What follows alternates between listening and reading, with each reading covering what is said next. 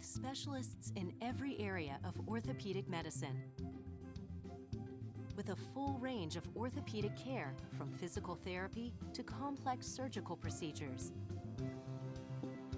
With a passion for helping you live life to the fullest.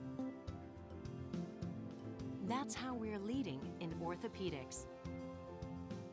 That's how Premier Health is leading with care. The 2016 Flying to the Hoop Invitational, powered by SUVtv. Sponsored by DP&L, stay safe and warm with Dayton Power and Light. Premier Health, offering a better healthcare experience for you. Marriott Dayton, the host hotel for the Flying to the Hoop Invitational. Sports Image, promotion, marketing, and management. Omnisphere, advanced web solutions. Alley Cat Designs, covering everybody. Frickers, fun food and sports. And Pepsi, refresh your world.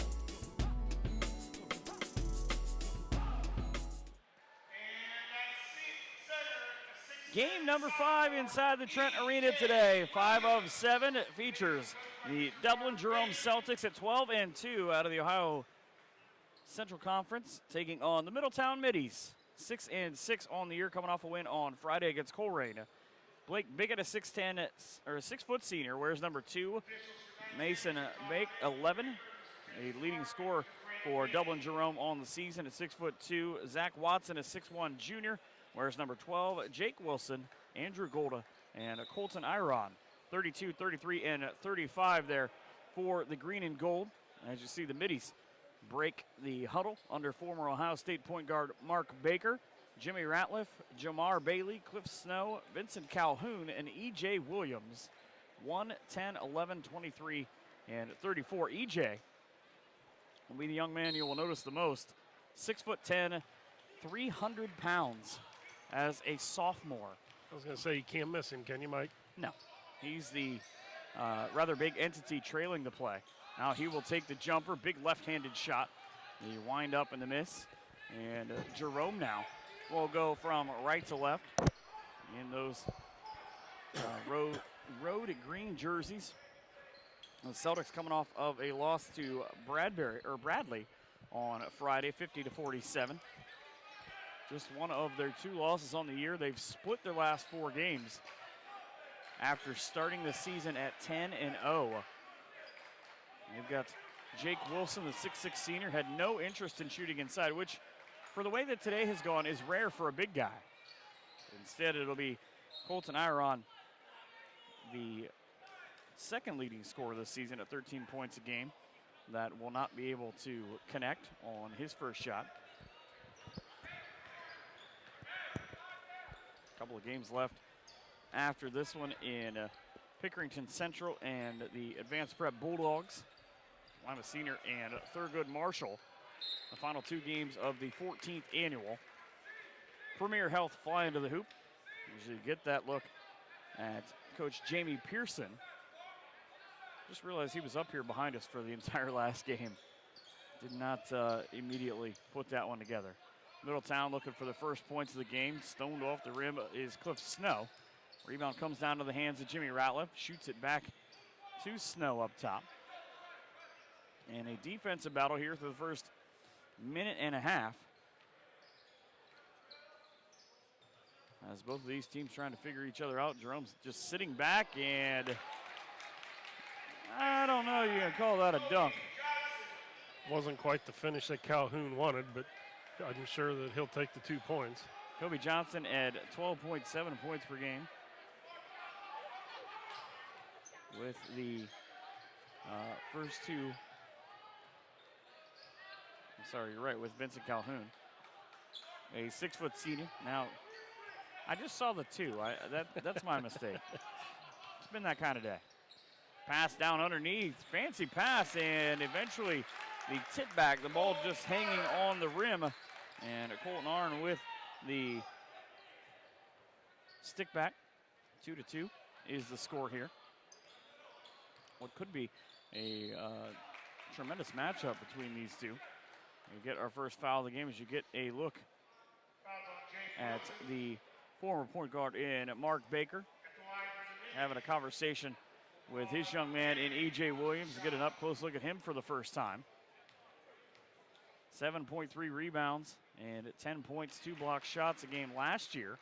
He's done better than that at 10, 6, and 2 this season.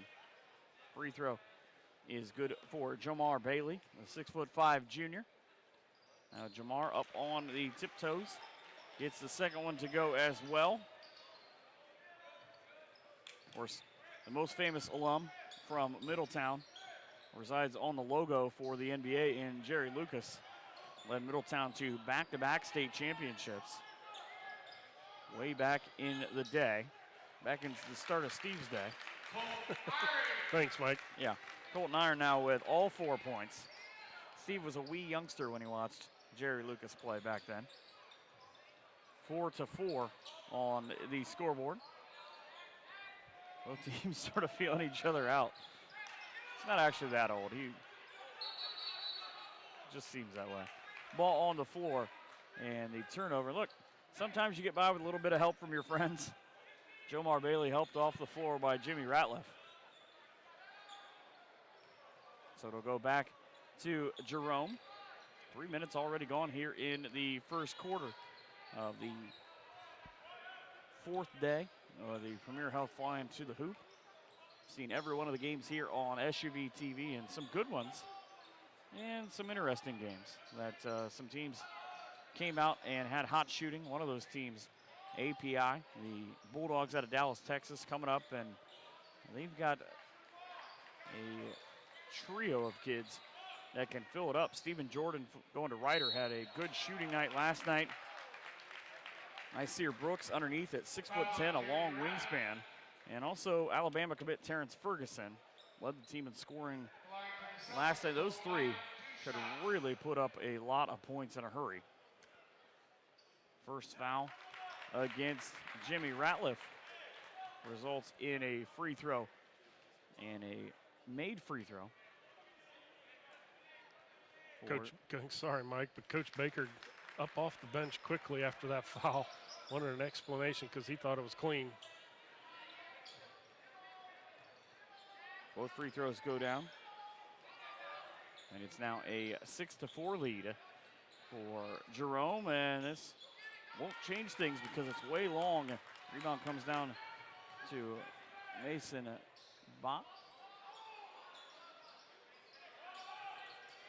About to hit the 4-minute mark of the first quarter. Jerome on top of Middletown. They can add to this lead, make it as high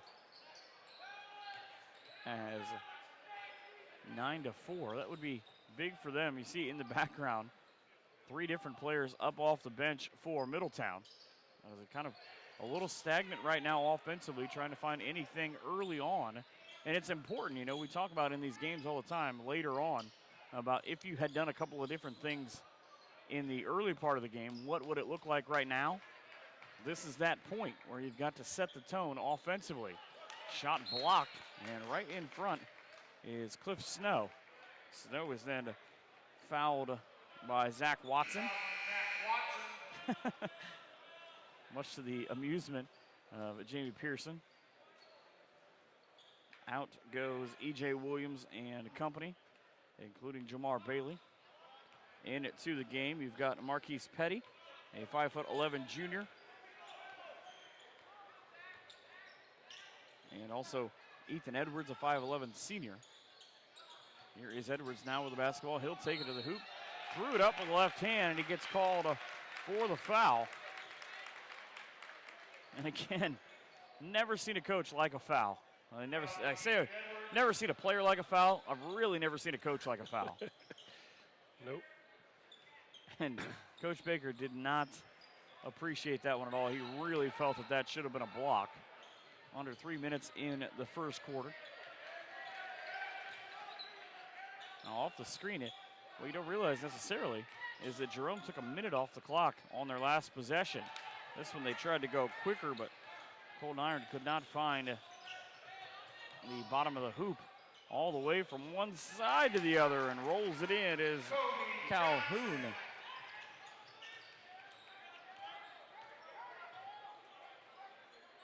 And it's a 6-6 game now. Bounce pass, a little fake down underneath on the pass. And Wilson with his first 2 points.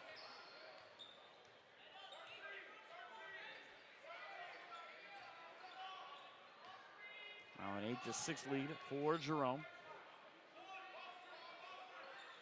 Decently moving first quarter. For Middletown now with the basketball.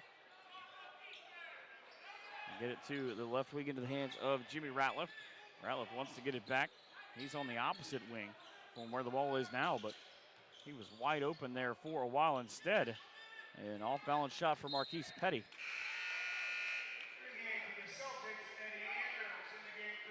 Good defense, though, by Dublin, Mike. I mean, they're in the 2-3 zone, but they're not doing a whole lot of ball chasing as they're seeing the passing lanes and trying to, just denying the shot.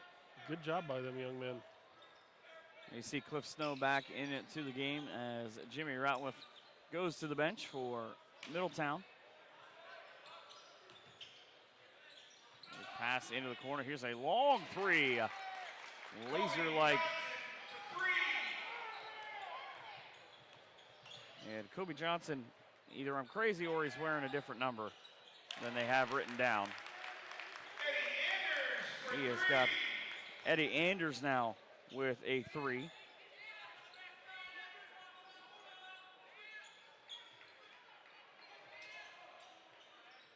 Now up on the floor.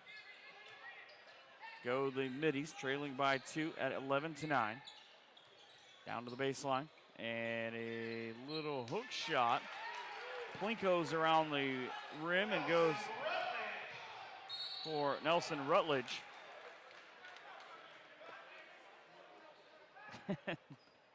It's tied at 11 now is the score. Cliff Snow picks up the foul.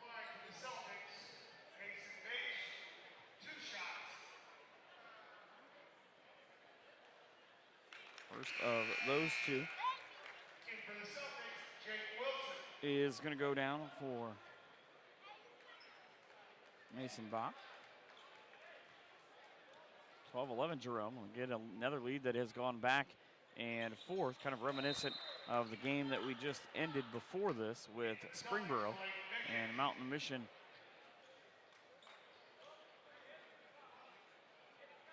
.9 seconds in a 2-point lead.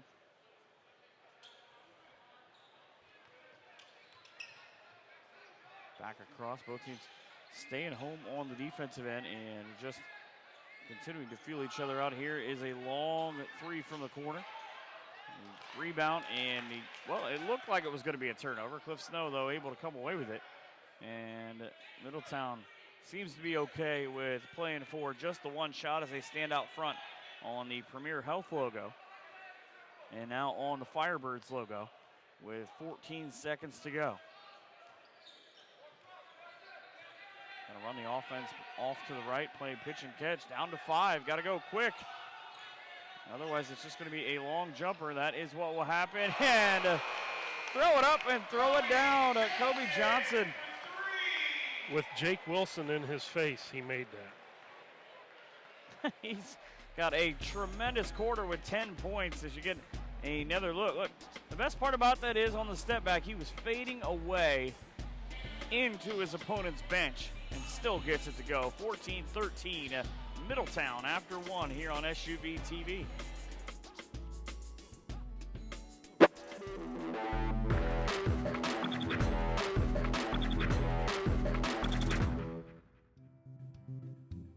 With specialists in every area of orthopedic medicine. With a full range of orthopedic care, from physical therapy to complex surgical procedures. With a passion for helping you live life to the fullest. That's how we're leading in orthopedics. That's how Premier Health is leading with care.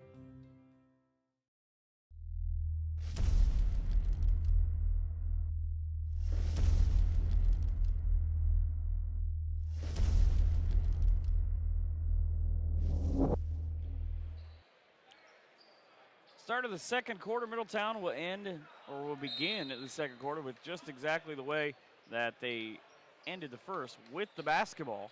However, now with a 14-13 lead, and they won't be looking, Steve, I would imagine, to shoot as far out on this possession. No, I think they're going to try to get a good look, and it's either going to be a spot up three or how about an alley-oop. Jimmy Ratliff off the assist to Kobe Johnson. Look, you can't help but smile if you're Mark Baker right now. He showed no emotion on the bench, though. Oh, he had a grin on his face. Just kind of like, I used to throw lobs like that too. Here you see it. The best part about this is it's set up from the complete opposite side of the court. And then you see Ratliff just sneak behind the defense and jump from just inside the blocks for the throwdown. Scoreboard reads 16-13 as Ratliff picks up his first point. His team has gotten the last 5. Now E.J. Williams, 6'10", 300 pounds, back in there. Has drawn looks from a couple of different teams. He was at the Cincinnati Xavier game at the behest of Cincinnati. And a foul the other way will put Jerome at the free throw line. Johnson will pick it up. And talking about EJ. Says he's heard from Detroit, Xavier, Stanford, West Virginia, and Virginia. As the free throw is connected on by Mason Bach. Makes it 16-14, 55 seconds in to this quarter. Can't go on the next one, though, so he goes 3 out of 4 so far today. What about EJ as he picks up the ball now? Says he really likes Xavier and Coach Chris Mack. Who doesn't like Chris Mack? Absolutely. Well, Cincinnati fans. But other than that, and even they have softened on it. A travel, you can see the hop step. And that wasn't the normal one where they think about letting it go. That was the ultra hop step. And the official right on top of that call. I think that one is one of the easier calls that he's made today. I'd have to agree. Middletown up by 2. Now with the basketball. Here's Snow. Wanted to go into the opposite corner to Ratliff, but was denied, and off and running goes the offense. Iron can't get it to go. 2-on-1. Going to return the favor is Jimmy Ratliff. It won't look the same as his, but Kobe Johnson puts it into the back of the net just the same. But if you've seen Ratliff, he was pointing for that at midcourt. And the runner is going to result in a foul. Not the smartest play, the smartest foul that Jimmy Ratliff has made.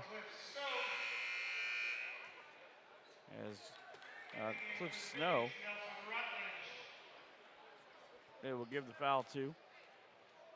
So Rutledge into the game. Now Nelson wearing number 4.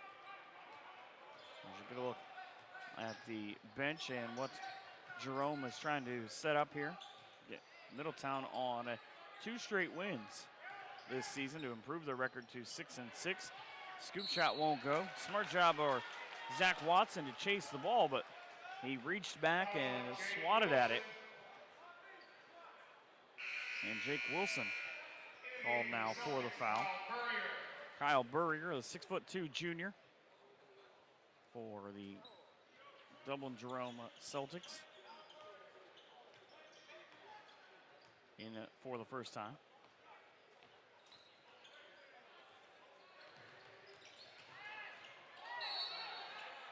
And a blocking foul. I was curious to see exactly which way that was going to go. So take a look at the schedule for Coach Jamie Pearson. They've actually lost just the 2 times. Again, they had Bradley in a loss the other night. It was their second, and knifing through the lane. You can see aspects of why they are really good. Mason Bache with the basket.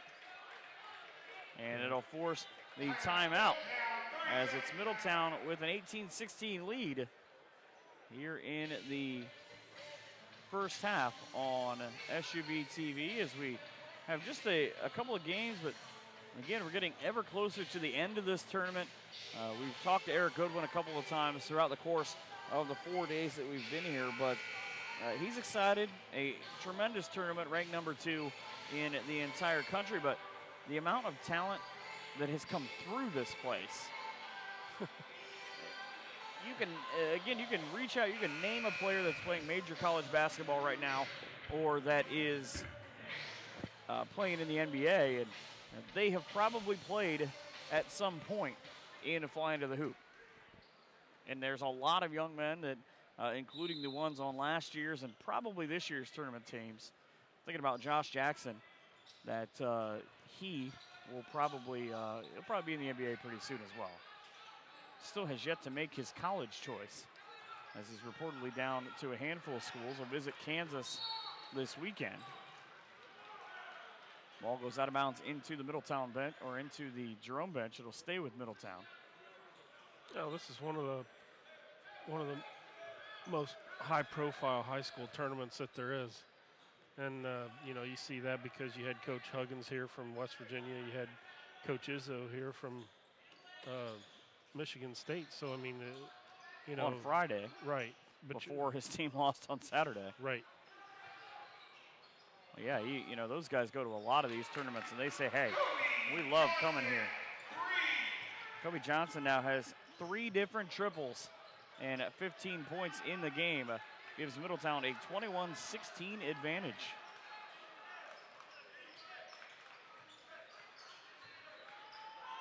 Back on the defensive end, now they go. As Middletown gets a little bump. It's getting a slight bit chippy. Kobe Johnson with the crossover. Now the feed into the post goes to nobody except for the green jerseys. And they try and get back on offense. It was a 4-on-4. Almost like a hockey overtime. Spot up 3. Spot up good. Mason Bache slightly beginning to heat up. Jerome calls a timeout, and immediately Coach Baker, he doesn't want to see this replay, but it is a good looking shot. Back here to resume the second quarter after this on SUVtv.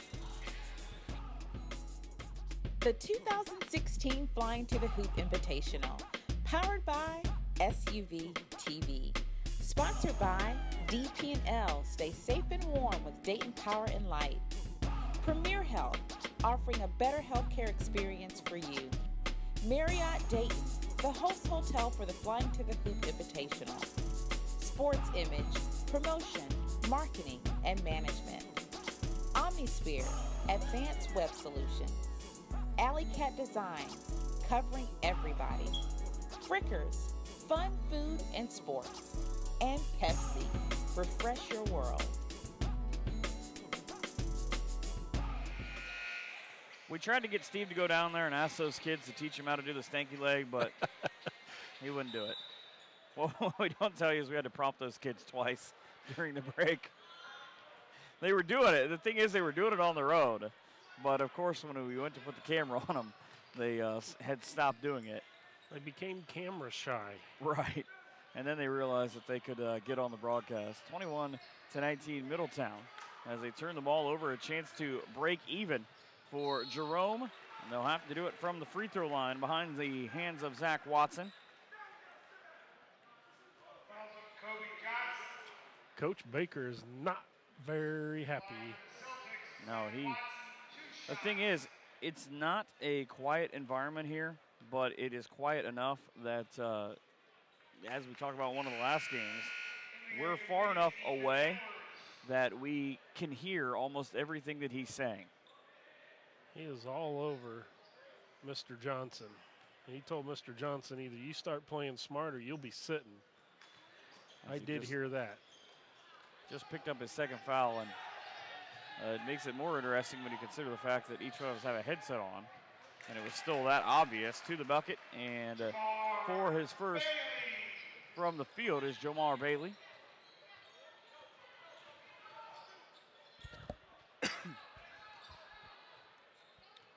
is Jerome on offense. They've scored a lot this season. As again, they opened with 10 straight wins before they suffered their first loss. A shot no good from the left wing. E.J. Williams comes down with a rebound, and just as quickly it goes from one end back to the other. 2:45 to go. You know, for the most part, it was a pretty clean first quarter. The fouls have mounted up 6-5 in the second, but it just seems like a ton of turnovers. Yeah, and it's for both teams. I mean, but interesting to see the halftime stats as there's a 3-ball put up and in. 23-22 as Zach Watson connects on the long distance shot. Luckily, they sent us a runner with the stats, and he is here about the time that the clock hits 0. They do a tremendous job in that aspect here at Flyin to the Hoop in Kettering. Williams had the ball up top. Didn't want him to have it as Johnson off the mark on his free throw. Now around the top and down into the corner for 3. Zach Watson from the right, Zach Watson from the left. 25-23 for Jerome. Middletown takes a timeout. As you take a look at the second of those 2 3-pointers on the instant replay, and we said splash in the last game and proves it right here. Still got 6 points in the game. They're on the last 2 possessions in the span of about 13 seconds. Yeah, and Coach Baker not happy with his defense as they're a little bit confused with Jerome out running, so he wants to call him in and settle him down a little bit. Jerome last year won a district championship and started out with wins. Mason, Bradley, Darby, they play in their conference, they play everybody twice. So the second time around, Bradley nipped them the other night by a 50-47 loss. Their other loss is to Westerville South. They've got Hilliard Darby and Northland on Friday and Saturday this week. That Northland game takes place at Ohio Dominican, so it's always an advantage, I think, for teams when they can play in big venues like this or at colleges the size of Ohio Dominican. Get you ready for the tournament, which, by the way, the draw is 3 weeks ago yesterday. Yeah. And Jerome, with this team, you can see them making a good run, but first they've got to get through Middletown, and the Middies have shown flashes of sheer brilliance, but they make some young mistakes too with this crew. That one, the shot just will not go for Jomar Bailey. It'll be Blake Bickett who spins with the right hand, and we get the hand check foul. Sure do.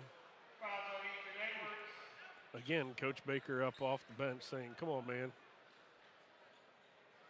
Yeah, he definitely does not like seeing his team pick up those fouls, especially when it puts a 6-foot senior in Blake Bickett at the free throw line on the 7th. Trying to figure out if he wants to keep the players in there right now that he's got. Bickett misses off the free throw, or misses on the first free throw. Now will stay in after the offensive rebound, keeps it alive for Dublin Jerome. Jerome with a deep 3 from the headband-clad Joe Duncan. Joe knocks down the triple. There you see. He's the only one I've seen that way the entire time. Just 2 players, I think, the entire 10 games I've seen that were wearing headbands to begin with. Of course, they both had pretty good games, so maybe that's the trick. Another turnover from Middletown as we're down to 44 seconds left here to play in this first half. Final 30 seconds. Now is, again, that weird territory. It's Joe Dunnan with the ball. He will give it up. Do you go quick or do you just play for one shot? The answer seems to be that you play for the one shot, because they've had a couple of opportunities, have Jerome, to go get that shot. Down to 17 seconds. in the half. Drop around the top, Colt Ironman with the ball. At some point, you got to go pretty quick because you're down to 7 seconds. Iron is going to try and do that, and the back door open. The reverse layup is not.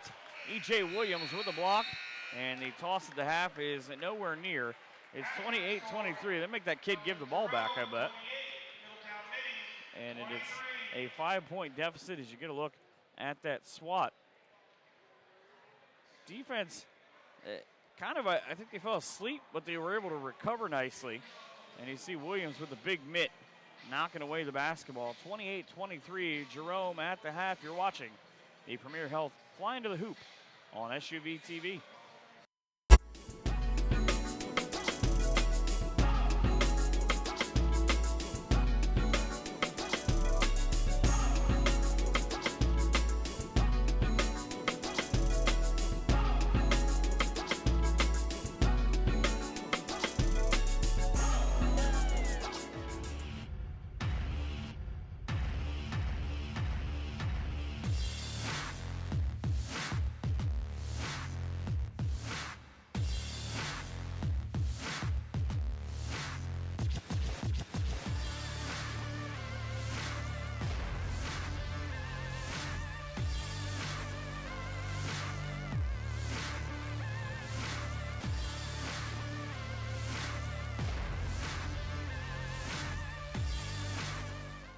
Sir, big show tonight. Jed, pull over here.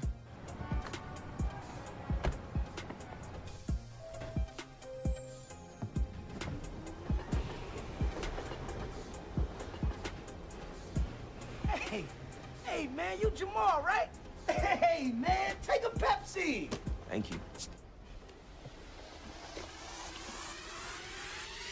Put your hands up and just turn up the bass.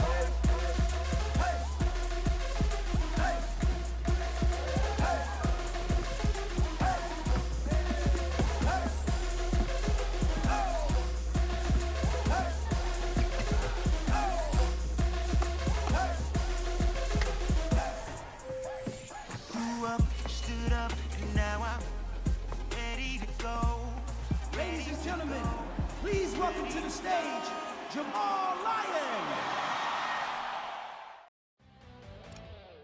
There's a break in the action, so let's take a look at that last play. Dan? Amazing spin move, Bob.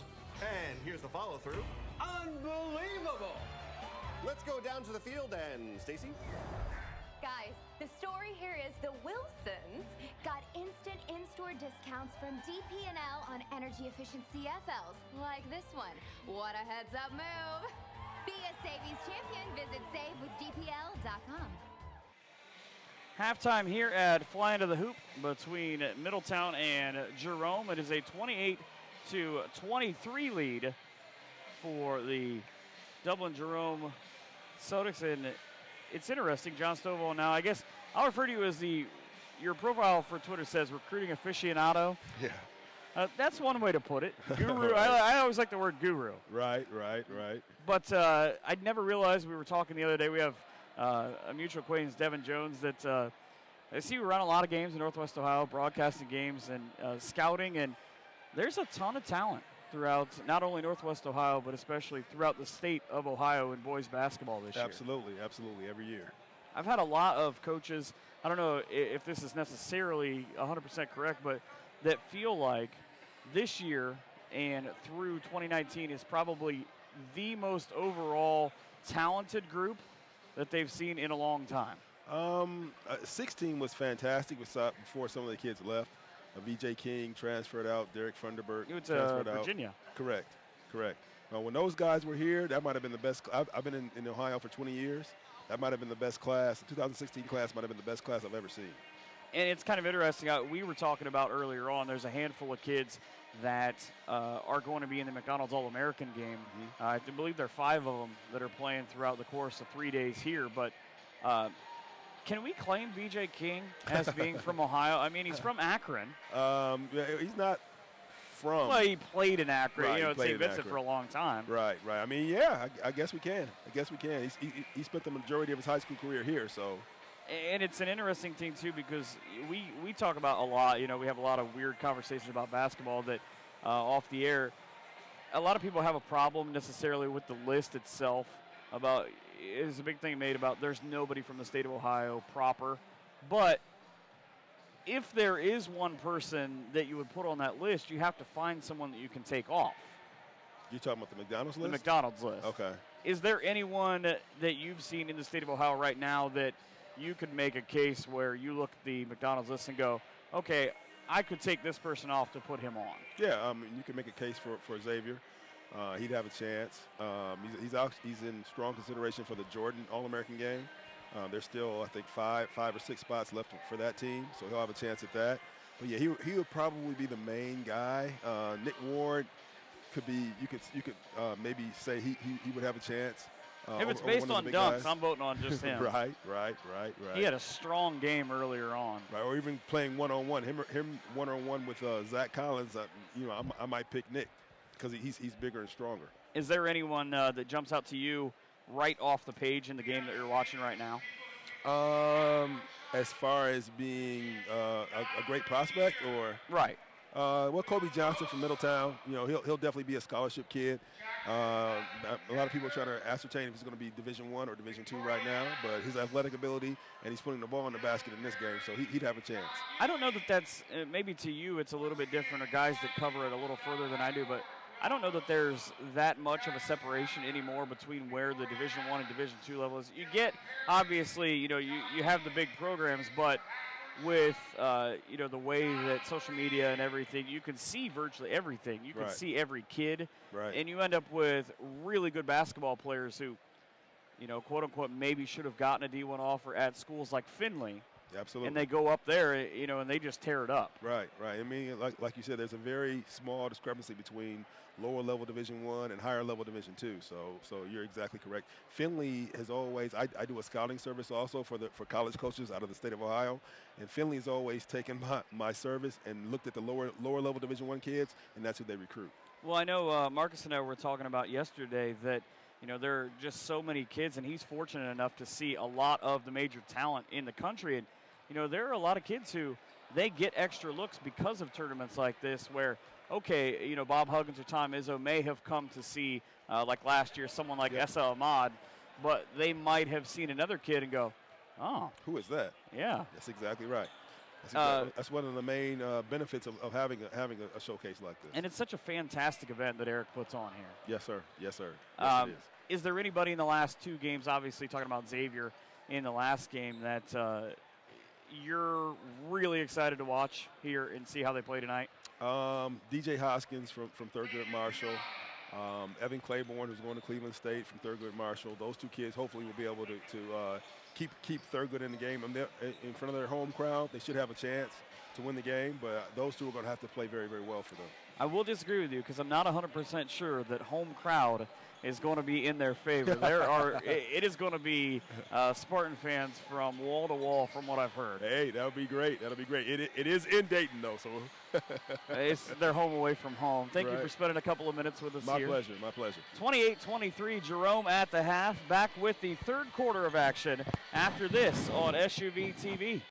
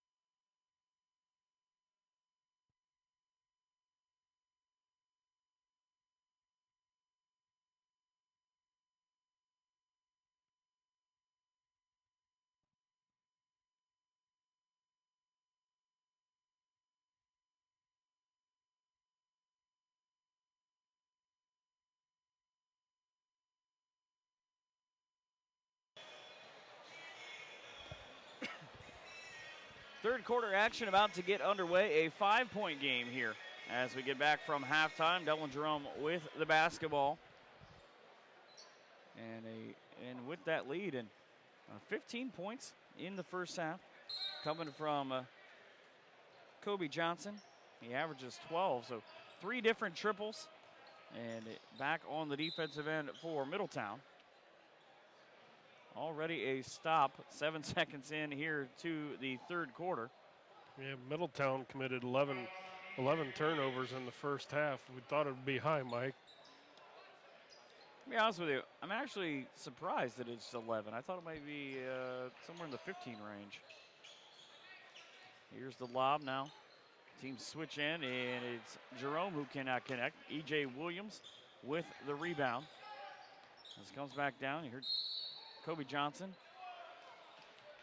talk about at the half as a span of 9 seconds and 2 fouls.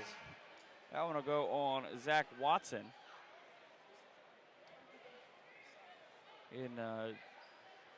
Thanks to John Stovall, the recruiting aficionado in the state of Ohio, for spending some time with us at the half. And are they confused about whether Kobe Johnson made the basket, I guess, was the question. They will say that he did. He is now up to 17 of his team's points. And he's got 18 as he hits.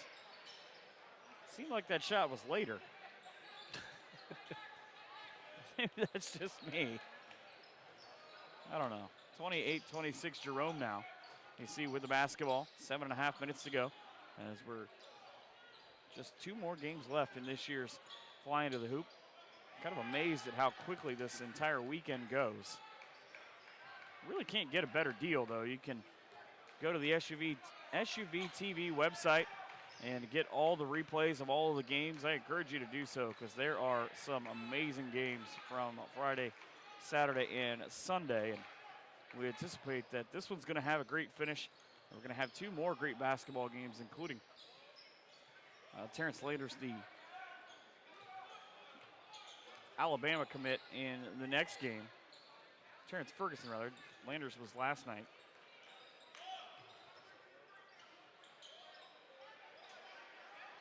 Good ball movement, better defense. Williams comes out to stop Colton Iron from getting to the basket. That would stop me from getting to the basket.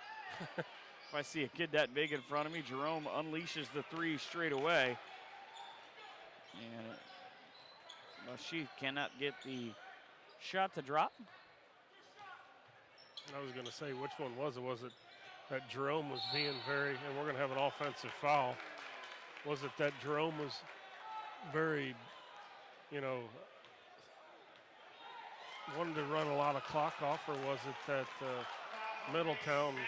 He changed that foul. He did.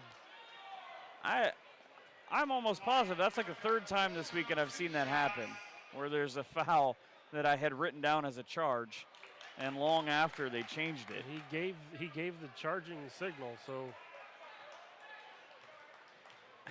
So Cliff Snow is at the line. He hits 1 out of 2. That's his first point in the game, and it draws his team to just a single digit behind it, 28-27. Maybe 4. Nope, off the top of the rim. Ball pulled down off the miss. And out and running goes Kobe Johnson. Weaves through traffic and buries the 3.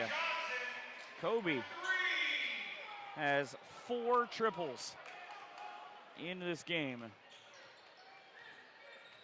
Not that he's going to come anywhere close to it, but I wonder what the Flyin to the Hoop record for 3-pointers is.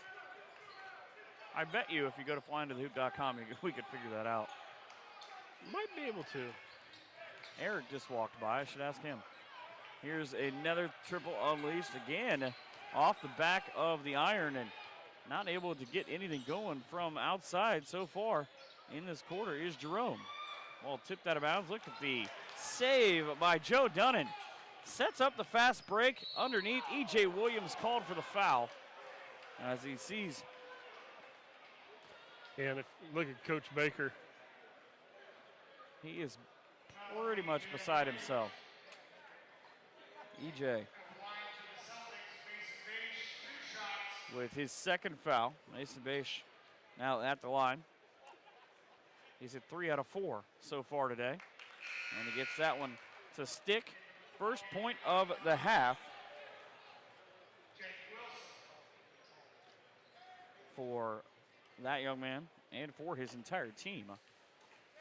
As it's 30-29, he can draw his team even, but he misses off the rim. A rebound comes down right back to Jerome, and they are cold from 3, but look at that, crashing the boards. Colton Iron with the make, Dublin. Hey, however you got to do it, you just get back in the lead.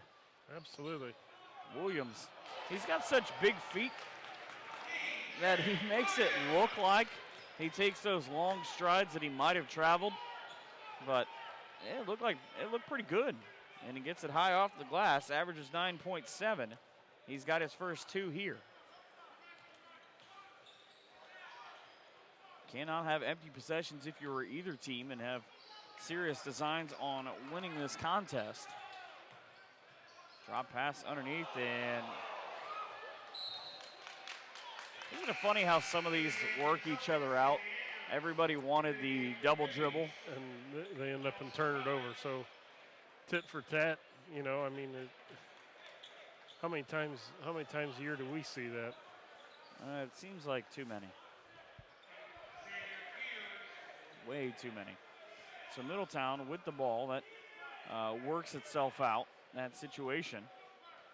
And Johnson was trying to point to Rutledge to get over into the corner, and that is exactly why. He gets him the feet set together. 3, Williams snags the rebound and is fouled from behind. He gets called for the foul. Now, Colton Ironen clearly said something to him that bothered him enough. Williams got himself a technical, and I'm actually surprised Coach Baker didn't get a technical for what he just said.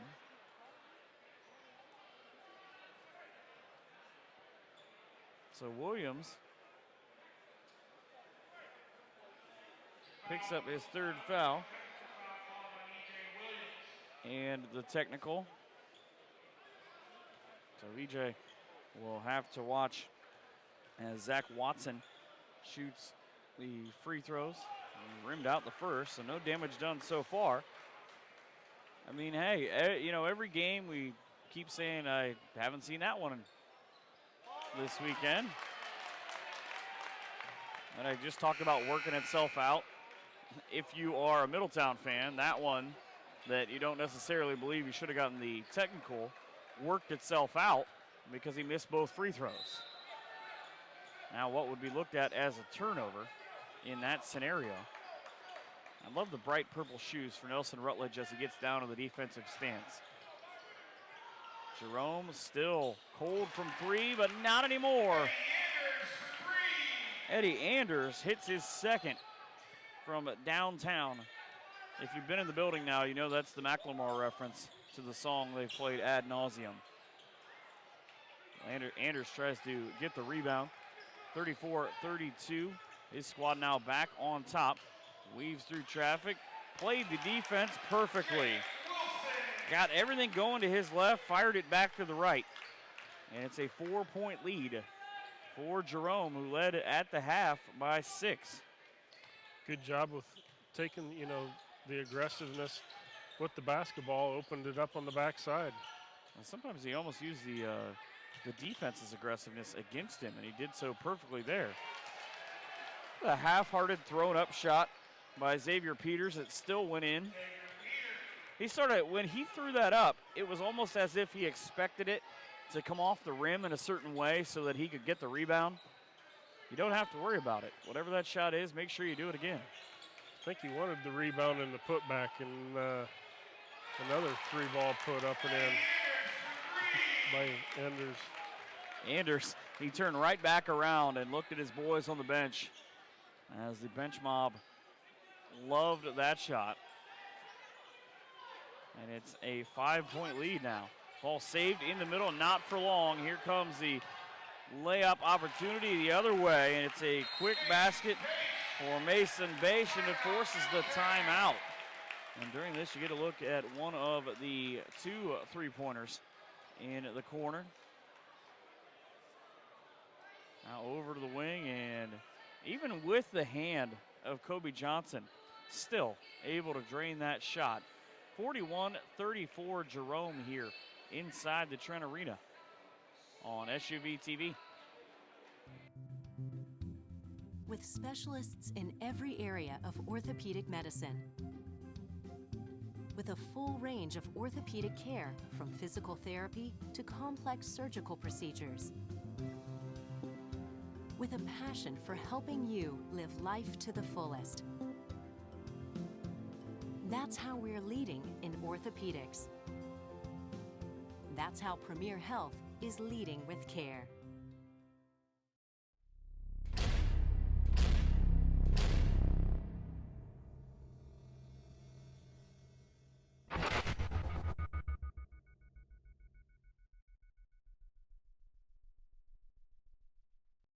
Seconds inbound pass to Marbury as he works on the defense of Johnson, dribbles by Robinson, takes it to the baseline, running jump shot, good! 2 seconds left. There you see the shot of the Indiana Classic that you're going to watch here on SUVtv. There's a lot of terrific basketball throughout the course of the 2015-2016 season right here, including this year's Flyin to the Hoop, which has been a great event. Eric Horseman just went by during one of the breaks and gave us the fist bump. And he's going to like that Dublin Jerome has got a solid game going right now as they've pushed their lead out to 9 with the 13th point from Beish. Long, deep jumper. You know, that in itself is a highlight, but it doesn't count because it quite literally does not count. Correct, but you know, 3 big turnovers by the middies, Mike, have led to easy baskets on the other side for Jerome. Irons back into the game for Jerome. Now Middletown finds themselves down, looking to cut into this lead. Importantly to note right now, E.J. Williams back on the floor. He's got 3 personal fouls as he picked up a technical foul and went to the bench for a couple of minutes. Speaking of the bench, that's right where the ball lands. It'll stay with the middies as still Mark Baker having a discussion with his coaching staff about, hey, what do we do right here? If anybody knows, it's the former Buckeye point guard. And a hold on the way to the basket. That will be the 5th foul against the Celtics. Yeah, it's going on Wilson. That'll be his 4th. He's going to have a seat. Still a minute 17 left here in the 3rd. Good thing that Kobe Johnson can jump out of the gym, because otherwise that was going to go as another turnover just off the inbounds pass. A minute 5 now into the 3rd. Again, kind of different. There's 2 different points in this game right now where Middletown's offense has gotten a little stagnant. There's a lot of people watching Kobe Johnson take shots. Not that that's necessarily a bad thing. Williams did a good job to back off and not commit the foul. He kind of, you know, with his size, physically imposing, and not only does he not pick up that foul, he gets Zach Watson to do it, and he altered the shot without actually having to put a body on it. Yeah. Just the presence of being there. He drew the contact rather than initiating the contact, and I think that's why he didn't get called for foul number 4. But if you like guys who can block shots, the next game is the one for you. As Pickerington Central takes on the Advanced Prep Bulldogs and Billy Preston and Nicaea Brooks. 2 of the best shot blockers for Advanced Prep, and they have a pretty good amount of them.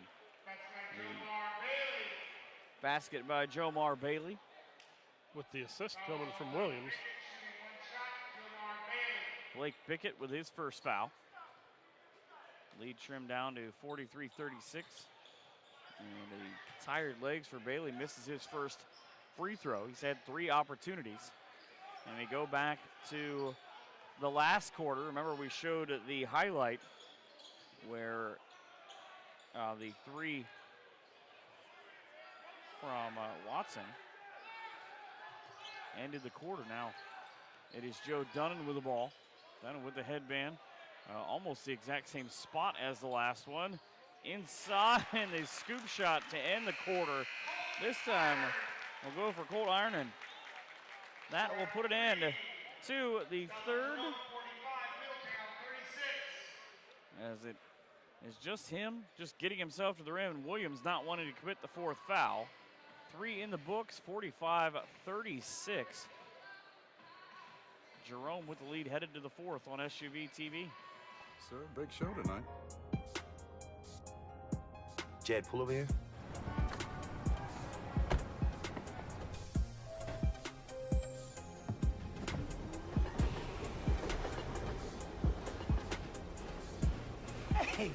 Hey, man, you Jamal, right? Hey, man, take a Pepsi. Thank you. Put your hands up and just turn up the bass.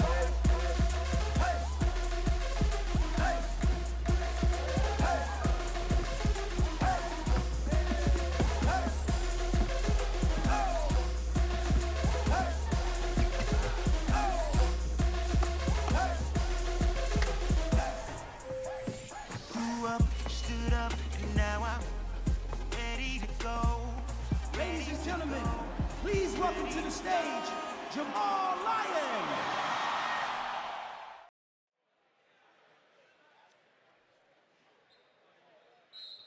Final 8 minutes in this contest between Dublin Jerome and Middletown.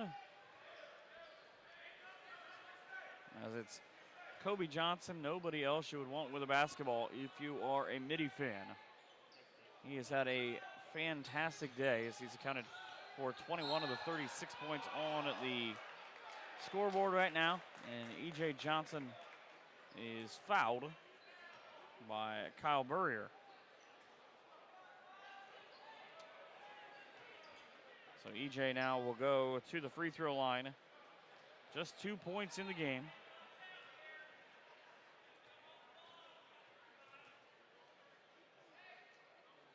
Three power dribbles and high off the shoulder. His first free throw of the game.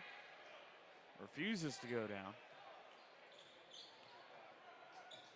Only a sophomore, so he still has room to grow. Which is a scary thing if you think about it. Someone that size that is continuing to grow.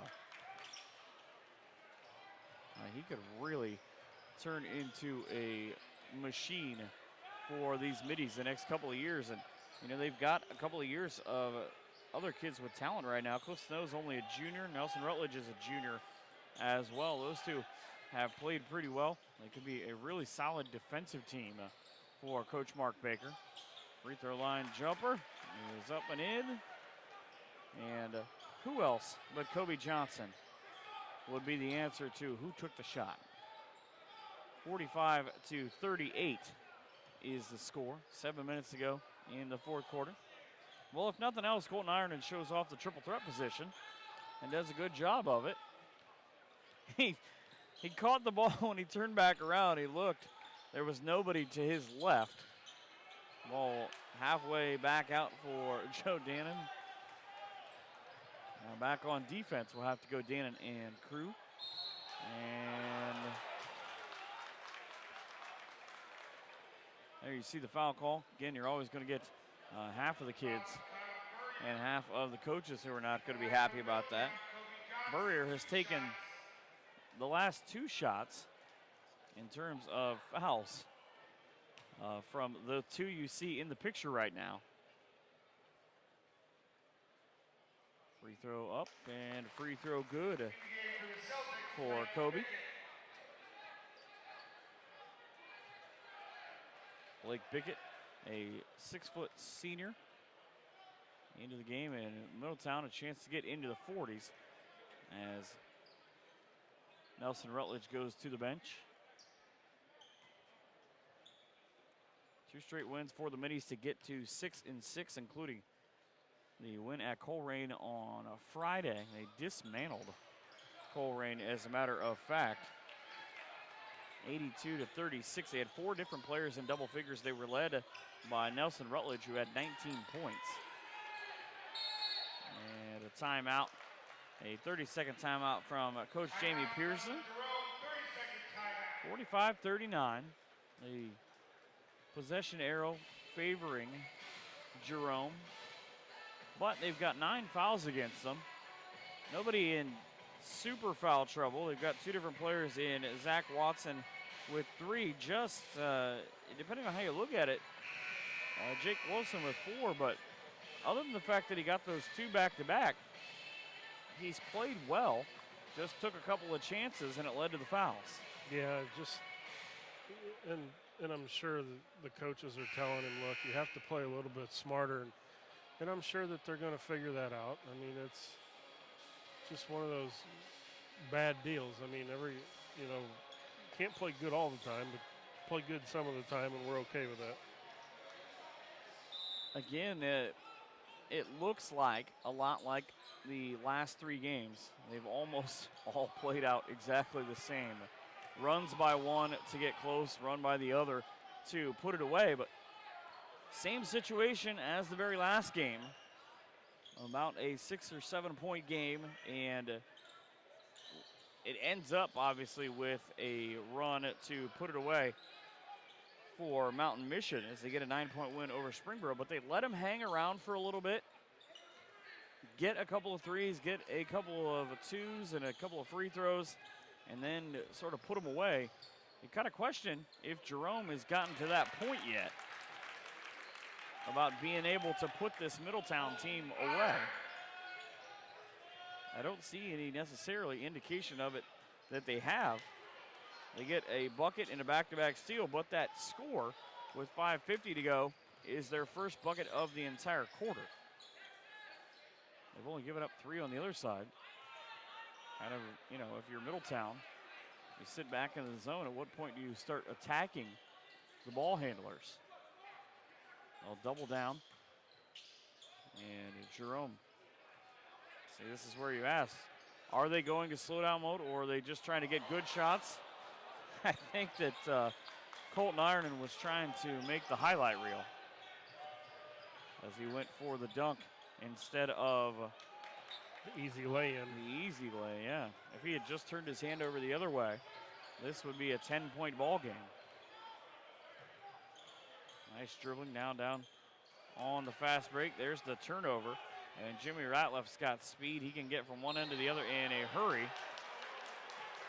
Oh, Coach Baker comes out on the court, which I'm sure will not be appreciated by this officiating crew. So but I'll tell you what, he may have been moving, Mike. The defensive player may have been moving. Watch Ratliff, though, right here on the replay. Watch him throw his left arm out and then just try and bowl over the defender. And that is exactly why he got called for the foul. And there, as we come back, you can see still walking back to the bench now is Coach Baker. But if you look where his feet are right now, he is way out on the court. Ball back to Jerome. 4:31 to go in the third quarter. It just kind of slogging around back and top between. Now here's a touch pass 3. Won't go for Zach Watson. Watson will be well kept not to get the foul on the other side. Xavier Peters gets the basket. My question is, can I give Kobe Johnson an assist? You have to. I mean, he lost the ball, was still able to sort of make the best of it at a high speed, and got enough of it off the glass to come right back and let Xavier Peters put it in. After the made bucket, Coach Baker wanted a timeout and didn't get it because the official didn't hear him. So, which is kind of insane when you factor then that we've heard a majority of what he said. Some of that we cannot repeat. Jomar Bailey with his first foul. As you look now at the Jerome bench. And the free throw good for Jake Wilson. Kyle Burrier in. He had 2 quick fouls the last time that he was in, where he had one where E.J. Williams ran him over and got the benefit of the call. And then he had the other where he hooked up with Nelson Rutledge. He was called for the foul on both occasions. It's a 48-41 Jerome lead. And 49-41. Just 3 makes from the free throw line in the second half for Jerome, but they've not had a problem getting there. Now Middletown tries to go inside, shot high off the glass. Wilson did not want to pick up another foul, so he let it happen. Smart choice on his part. 8-point lead for Jerome. Again, kind of similar to the last game. Trying to put the nail in the coffin, or the dagger, was Blake Bickett. A timeout here for Jerome. 3:22 to go in the fourth quarter here on SUVtv.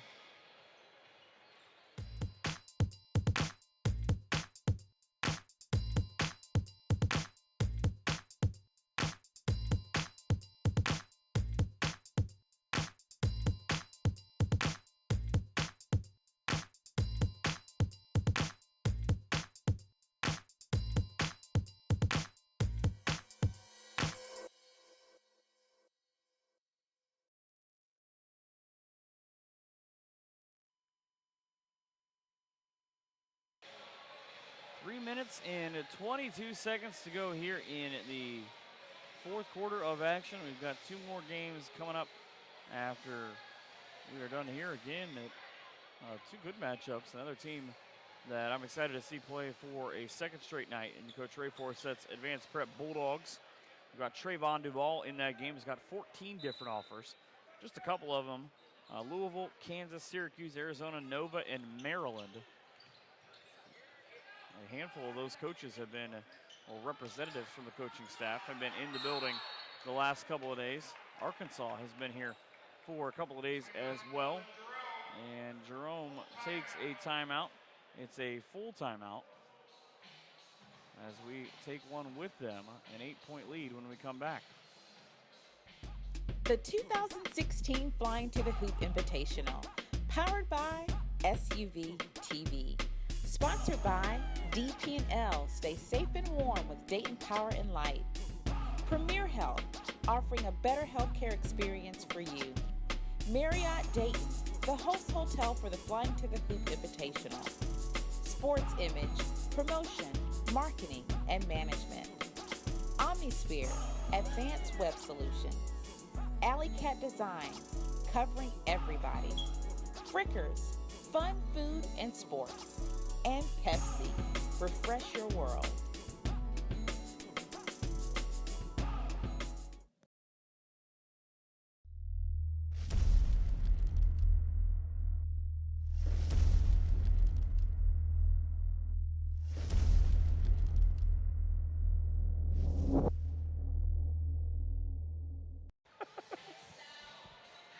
(49-41).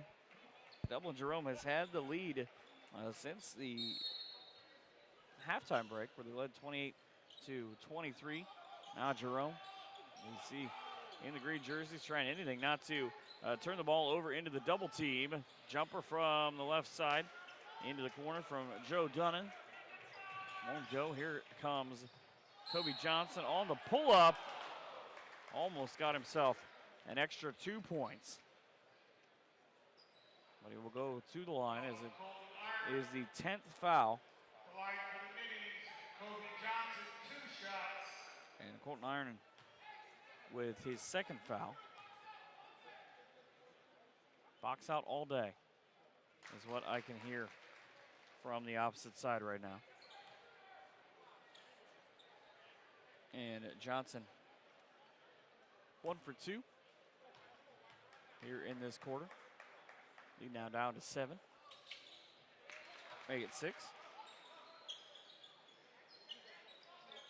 And now you're going to see the pressure be ramped up here by Middletown. They have to. Yeah, not really an issue where they don't get that chance. 2:50 to go, but no problem breaking it. Jerome actually got out on the break and a 3-on-1, and that's just a case of Mason Bache trying to do a little bit too much. I think if he had just gone straight up, he might have been able to draw the foul. But it is knocked out of bounds and will stay with momentarily with Jerome. So it goes out of bounds the second time. We've seen Mark Baker sit a couple of times, but it has not been for very long as he goes with the line change option. You see 4 of his young men go past him, and he is all the way out near half court as he's screaming out the instructions to Kobe Johnson, his senior guard. Terrific game for Kobe as he's doubled up his average and then some. Ball played from behind. Williams tried to use the wingspan, but wasn't able to get there. Said he also likes Georgetown because he enjoys what they have done with big guys. Johnson to the rack and hits the shot. He has got dominating quarters all over the board. He has 28 points. And there you see, just the stride at, I almost feel like he knew he was going to be able to get there and draw the foul.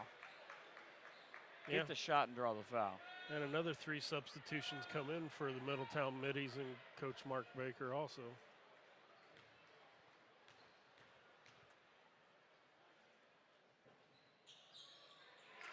Free throw up and good. That's one way. Complete the 3-point play. Cut the lead to just 3. But a foul on the Middies. They have got, this will be number 6. And it'll be on Xavier Peters, a 6'5" sophomore.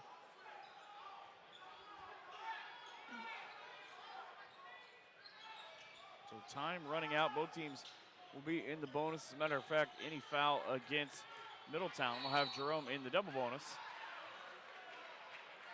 And right on cue, that will be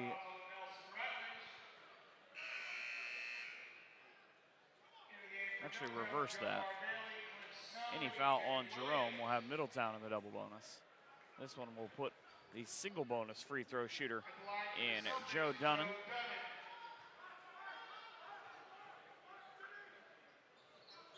Jerome makes their free throws, Mike, as he missed that one. They got their own rebound, trying again, but if they could make free throws, they would be a lot farther ahead, and it's going to be an offensive foul on Jerome. I feel like we talked about this. That was the exact same thing with Springboro in the last game. They missed, 17 free throws? Had they just made half and maybe hit one more three-pointer, they would have won. They did not do either one of those things. The miss for Jomar Bailey.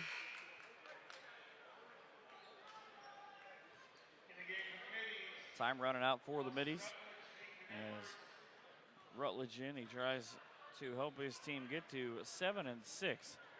They don't want to walk out of here with a losing record before they take on Sycamore on Friday night. Bailey makes his first free throw since early on in the first quarter. Cuts the lead to just 2. Down into the corner against the Midi trap. Trying to get rid of it is Nelson Bache. Bache breaks the press and unbelievable Colton Ironin. He wasn't even close on that layup. No. I mean, there's missing a layup where it falls off the rim, but I mean, he was not even close. I don't know, again, we talked about that earlier on where I believe it was him, wasn't it, when he went up? And tried to dunk it. Yeah, yes. And he tried to dunk. He got stuffed by the rim. He couldn't decide between which way to turn his hand. If he turns it over and tries to dunk it, or if he underhands it, maybe tries to finger roll it, but man. That is the difference right now between having the lead at 4 points and having the fouls work in your advantage, or possibly being tied or even down 1 with a minute and a half to go.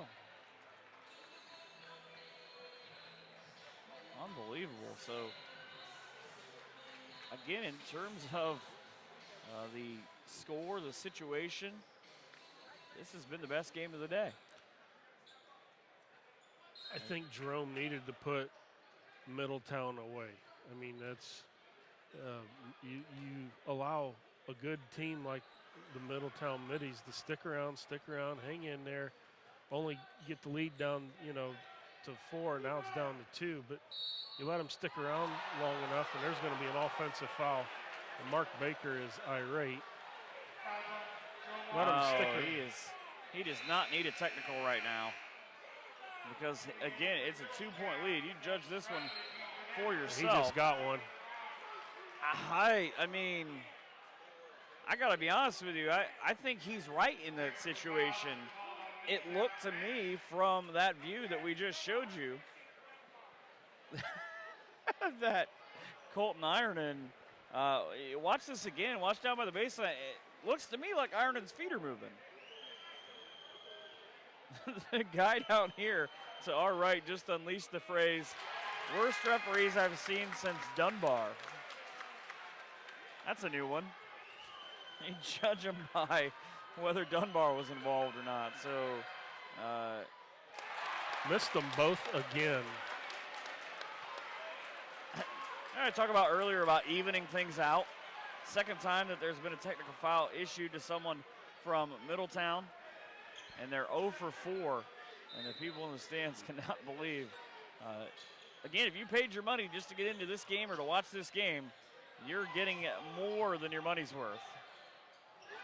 A turnover, and you could have had a foul either way, but a layup. Question maybe how many steps that Zach Watson took. But there's your 4-point lead, 1:10 to go. Now you don't need the 3 if you're Middletown here, right? You can get 2 and get closer to even. Oh, yeah. Ball rejected and back out to the free throw line. Down in the corner right now, Kobe Johnson is screaming, give me the ball. It will be Nelson Rutledge. He's got just 2 points, none of those coming from the line, and a pretty high pressure situation here for the junior. As he's not able to connect. Say in the back part of the hallway off to our right, I can see Pickerington waiting to come on the court. And well, we thought we were going to get a little bit of extra time between games. That does not appear to be the case, as we're in for a pretty good finish here. It's a 3-point game, down to 55 seconds remaining in the 4th quarter. Now here's Colton Ireton at the center of a big part of the controversy with the dual technical fouls throughout this game. Middletown actively trying to foul, but the dribbler and Joe Dunnan got away from him. And then it is eventually a foul. That'll be on Kobe Johnson. And that's number 3 to go along with his 29 points. Now if it's still, now it's a double bonus, but still can't make a free throw. I was going to say it's still manageable. Watson misses the free throw. 4 of 6 misses in this quarter for Jerome from the line. They, again, a chance to put away their opponent. Make it the other one, and how about that stick back for Colton Ireton? Manageable, unmanageable, keeps going. As you get a look now at the replay, watch where he comes from just to get this one. Ball in the air, comes across, almost a double box out on the left side. And he's able to get the easy right-hand layup. There was nobody even there to challenge him. No. But I think if you're Middletown right now, you got to go for the 3, Mike. Again, I agree, because a couple of minutes ago, you didn't have to with 2 minutes. Even a minute 40, you didn't have to press as much.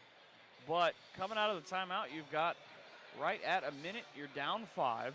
And if you look at the factors on the floor right now, you can't really foul because you're at the double bonus. So if you were even in the 1-and-1 or you had a couple to waste, it would be a better situation. And probably most importantly, you do not have the possession arrow. Good point.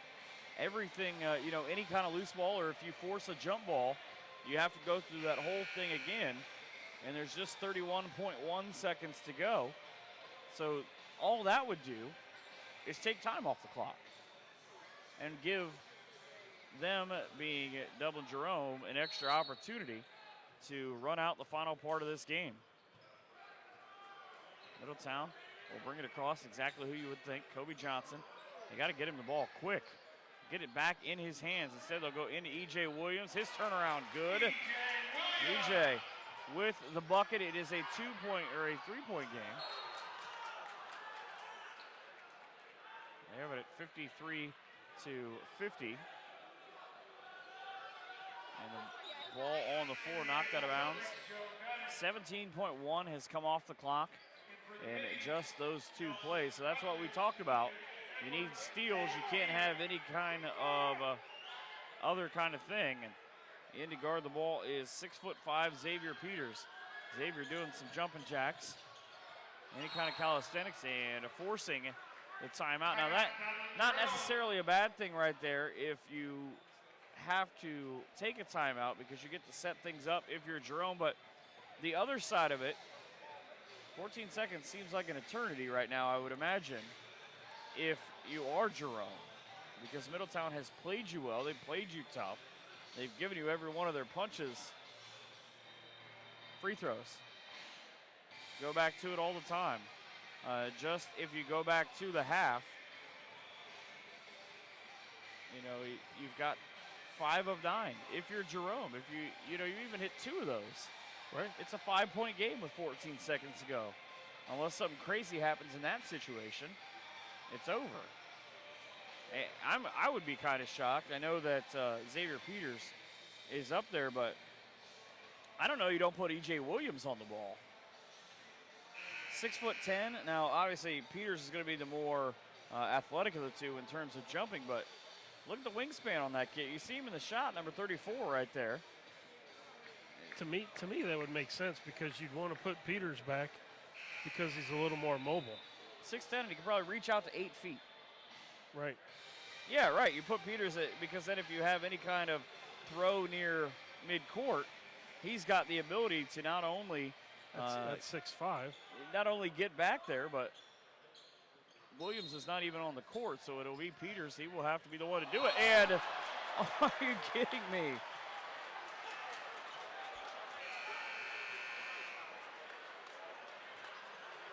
I'm not sure what that was. That looked like a travel to me. Well, that's what they called, I believe. I think he tripped over his own feet. Ironman just, I don't know what he was trying to do there, but he tripped over his own feet. And how about this, 12.7. And if you're Middletown, you've got to throw into the backcourt just to get the basketball back. If you're Jerome, I was going to say, I don't know that you don't just foul.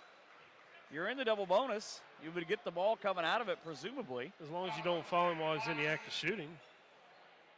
And that's what he tried to do right there. You just grab him quickly. It'll put Zach Watson with 4 fouls. And Kobe Johnson at the line. He's missed just 1 from the free throw line so far. And that is earlier in the quarter, where he went 1 of 2. He's 5 of 6 so far today. He really needs to be 6 of 7.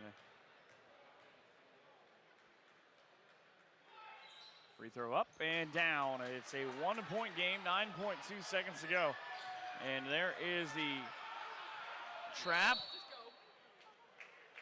Get the timeout or the foul. It looks like as the officials walk into half court that it's going to be the latter. And a line change upcoming. The foul on Nelson Rutledge.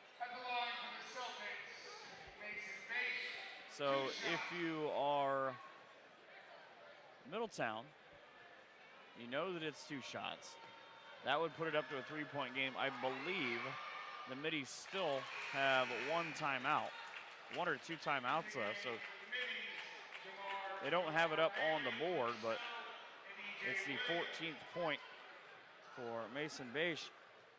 Amazingly, he had missed 3 straight before that. Of course he hits the pair here. He had missed 5 free throws in the game before that out of his 7 attempts. 55-52, and a foul way before Kobe Johnson, who was sitting on top of the lap of one of the Jerome coaches, could get anything even remotely close to a toss. And as weird as it is, Colton Ironin is possibly 4.8 seconds away from getting bailed out of that travel call. Right. 55-52. Johnson at the line where he just put down a pair. He's got 31 in the game. We've seen stranger things though, Mike, as he makes the first one. He missed this one. Mr. Williams came back in. And now you have Williams and Peters both in there. I've seen a team lose an opportunity to go to the district finals because they lost on a 75-foot heave. So, yeah, crazy things have happened. 55-53, through it. Oh, the worst part about a lane violation is not only do you lose in terms of... But he made the free throw. The basketball, I was going to say, he made the free throw. So 55-53, you need to steal, a catch, and a quick shot. And all of that, likely, you want to get it in the hands of Kobe Johnson. And instead, the only thing in Kobe Johnson's hands is going to be Colton Ironin. And that means that it is a foul. That'll be foul number 4. 32 points to go along with those 4 fouls. And I think maybe there's a little bad blood between these 2 teams. I was kind of wondering that too. Two teams that just don't seem to like one another. I mean, you're in a high pressure situation. You really want to win this game. Ironin, that is his first make from the line since way back in the first quarter when he completed an and 1. He's got his team a 56-53 lead. A miss here would be humongous for Middletown, but it is not to be. 3.8 left. Here is a toss, and it is no good. So 57-53, Jerome gets to 13 and 2. Tremendous game from both squads. And hey, if you got to do it, you might as well go out and put on the best game of the day. Absolutely. Middletown falls to 6 and 7 under Mark Baker. They get Sycamore on a Friday, and that'll wrap up just 2 games to go here at Flyin to the Hoop. Back in half an hour as we'll see Pickerington Central and the Advanced Prep Bulldogs on SUVtv.